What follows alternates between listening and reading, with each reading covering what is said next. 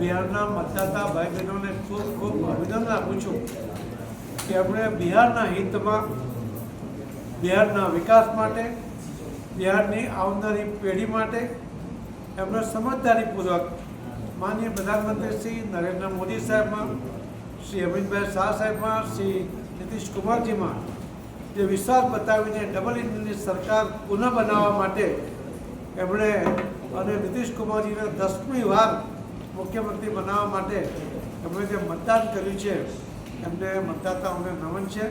એમની સમજદારીને અને એમણે જે રીતે જંગલરાજને અટકાવવા માટેનો ભરપૂર પ્રયત્ન તાકાત લગાવી ત્યારે એક ડર ઊભો થયો કે જંગલરાજ ફરી આવી રહ્યું છે અને બિહારમાં રહેતા અને બિહાર બહાર રહેતા બિહારના લોકોએ પણ એકજૂટ થઈને બિહારમાં જાગૃતિ ફેલાવવાનો પ્રયત્ન કર્યો અને આ પરિણામ જે આવ્યું છે એ ખરેખર અકલ્પનીય છે. અમે પણ 160+ કહેતા હતા, પરંતુ આ તો 200ની નજીક પહોંચવાની તૈયારીમાં છે. એના માટે ખરેખર ખૂબ ખૂબ અભિનંદન માનનીય પ્રધાનમંત્રી મોદી સાહેબને, નીતિશ કુમારજીને, અમિતભાઈ શાહ સાહેબને, બાકી સૌ લોકોએ જે મહેનત કરી છે અને વિશેષ બિહારના મતદાતા.